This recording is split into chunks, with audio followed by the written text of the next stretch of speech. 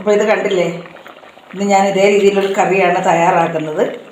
ചക്കക്കുരുവും ഉണക്ക കൊഴുവ, ഇത് കണ്ടില്ലേ കൊഴുവ, ഉണക്ക കൊഴുവ, ഞങ്ങളോട് ഉണക്ക ചൂടാന്നൊക്കെ പറയും. അപ്പോൾ ഇത് വെച്ച് നല്ലൊരു പച്ചക്കറി തയ്യാറാക്കാൻ പോവാണ്. ചക്കക്കുരുവും ഉണക്കമീനും മാങ്ങായും. അപ്പോൾ അത് എങ്ങനെ തയ്യാറാക്കുന്നതെന്ന് നമുക്കൊന്ന് കണ്ടു നോക്കിയാലോ.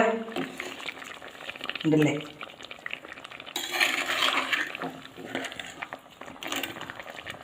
അപ്പോൾ ഈ കറി വെക്കാനായിട്ട് ഞാൻ എടുത്തിരിക്കുന്നത് ചക്കക്കുരു.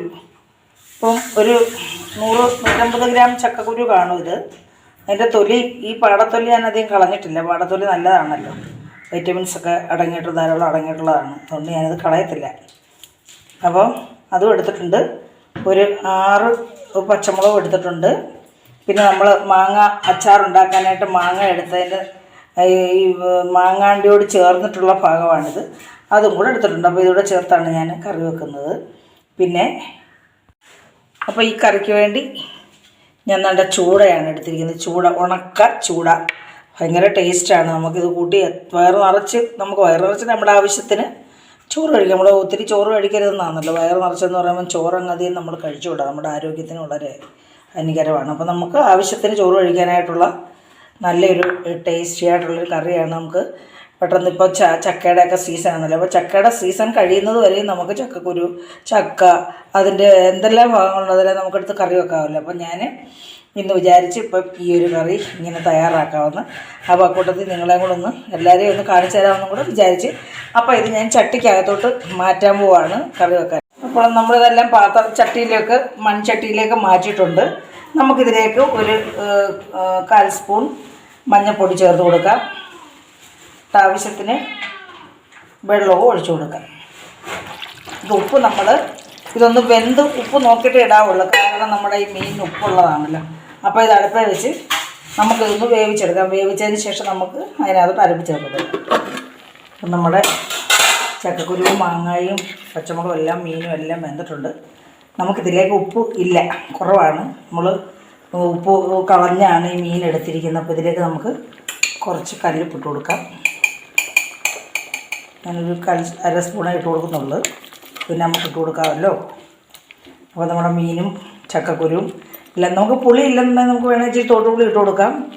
മീനിൻ്റെ ഫീൽ കിട്ടുമല്ലോ, മീൻ കറിയല്ലേ നമ്മൾ വെക്കുന്നത്, മീനിൻ്റെ ഒരു ടേസ്റ്റായിട്ട് കഴിക്കാൻ വേണ്ടിയാണല്ലോ. അപ്പോൾ നമുക്ക് വേണമെങ്കിൽ തോട്ടുപുളി ഇട്ട് കൊടുക്കാം, അല്ലെങ്കിൽ തക്കാളി ഇട്ട് കൊടുക്കാം. ഇപ്പോൾ ഇതിനിപ്പം പുളി ആവശ്യത്തിനുണ്ട്. ഇത്ര മാങ്ങയുടെ പുളി മതി, നമുക്കിത് മതി. നല്ല പുളിയുള്ള മാങ്ങയാണ്, അവിടെ പിന്നെ വേസ്റ്റാണ്, അതുകൊണ്ട് ഞാനിത് മതി. അപ്പം അതവിടെ നിന്ന് തിളക്കട്ടെ. നമുക്ക് അപ്പോഴത്തേന് വേണ്ടുന്ന അരപ്പ് റെഡിയാക്കാം. നമ്മൾ സാധാരണ മീനിന് അരയ്ക്കുന്ന പോലുള്ള അരപ്പ് തന്നെയാണ് നമ്മൾ ഈ കറിക്കും തയ്യാറാക്കുന്നത്. മീൻ കറിയാണല്ലോ, ചക്കക്കുരു ഇട്ട് ഉണക്കമീൻ കറിയാണല്ലോ. അതിനായിട്ട് ഞാൻ ഒരു അരമുറി തേങ്ങ എടുത്തിട്ടുണ്ട്, ഒരു 4-5 ചെറിയ ഉള്ളി എടുത്തിട്ടുണ്ട്, കൊച്ചുള്ളി, അതായത് ചുവന്നുള്ളി എന്നൊക്കെ ഞങ്ങൾ പറയും. അപ്പോൾ ഒരു ചെറിയ കഷ്ണം ഇഞ്ചിയും ചെറുതായിട്ട് കട്ട് ചെയ്ത് വെച്ചിട്ടുണ്ട്. പിന്നെ നമ്മളൊരു 1/4 സ്പൂൺ മഞ്ഞൾപ്പൊടി, അരപ്പിൻ്റെ കളർ കിട്ടാൻ വേണ്ടിയാണ് നമ്മൾ മഞ്ഞൾപ്പൊടി ഇട്ടതായിരുന്നു. നമ്മളൊരു 1/4 സ്പൂൺ മുളക് പൊടി, മല്ലിപ്പൊടി സ്പൂണാണേ.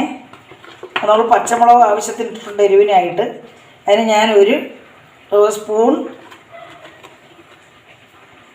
പിന്നെ മുളക് പൊടിയാണ് ഇട്ട് കൊടുക്കുന്നത്. അത് എരിവ് കൊണ്ടല്ലോ, പച്ചമുളകിന് എരിവുണ്ടല്ലോ. അപ്പോൾ നമുക്കിത് നല്ലൊരു പേസ്റ്റാക്കി അരയ്ക്കണം, ഫൈനായിട്ട് അരച്ചെടുക്കണം. ചതയ്ക്കുകയും ചെയ്യരുത്, അവിയലിൻ്റെ പരുവാവരുത്. നന്നായിട്ടിത് അരച്ചെടുക്കണം, കറിയാണല്ലോ. അപ്പോൾ നമ്മുടെ അരപ്പ് റെഡിയായി വന്നിട്ട് ഇതിലേക്ക് നമുക്ക് ഒഴിച്ചു കൊടുക്കാം. അരപ്പ് ഫൈനായിട്ട് അരച്ചുകൊണ്ടിരിക്കുന്നതാണ്. കുറച്ച് വെള്ളവും കൂടെ നമുക്ക് ചേർത്ത് കൊടുക്കാം. അപ്പോൾ നമുക്ക് കുറച്ച് വെള്ളം ഇതിനകത്ത് ഒഴിച്ചു കൊടുക്കാവേ.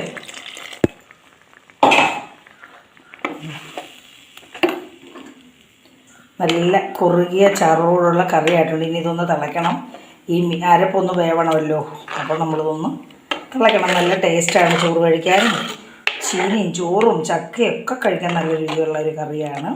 നമ്മളിതിലേക്ക് കറിവേപ്പില ഇട്ടില്ലായിരുന്നു, കറിവേപ്പില ഇട്ട് കൊടുക്കുകയാണേ. നമ്മൾ കടുക് താളിക്കേണ്ട കാര്യമില്ല, വേണമെങ്കിൽ നമുക്ക് കടുക് താളിക്കാം. ഇതിപ്പോൾ കടുക് താളിക്കേണ്ട കാര്യമൊന്നുമില്ല. നമ്മൾ മീൻ കറിക്ക് എങ്ങനെ കടുക് താളിച്ച് മുളക് കറിക്ക് തേങ്ങ അരയ്ക്കുന്നത് നമ്മളങ്ങനെ വെക്കാറില്ല. വേണമെങ്കിൽ നമുക്ക് ഇച്ചിരി കടുക് താളിച്ചതിൻ്റെ പുറത്ത് ഒഴിക്കാം. കേട്ടോ, അതും തിളക്കട്ടെ. അപ്പോൾ നമ്മുടെ കറി ഇവിടെ റെഡി ആയിട്ടുണ്ട്. വളരെ ടേസ്റ്റാണ്. ആവശ്യത്തിന് ഉപ്പുണ്ട്, പുളിയുണ്ട്, എല്ലാം ഉണ്ട്. പുളി ആവശ്യത്തിനുണ്ട്, നമുക്ക് പുളി വേണമെങ്കിൽ ചേർക്കാം. ഇതിനിപ്പോൾ പുളി ആവശ്യത്തിനുണ്ട്. അപ്പോൾ നമ്മുടെ കറി നല്ല ടേസ്റ്റാണ് കേട്ടോ.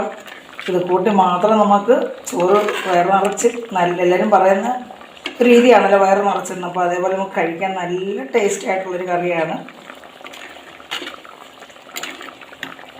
അപ്പം നമ്മുടെ ചക്കക്കുരു, മാങ്ങ, ഉണക്കമീൻ, നെത്തോലി ഉണങ്ങിയത് കറി ഇവിടെ റെഡി ആയിട്ടുണ്ട്.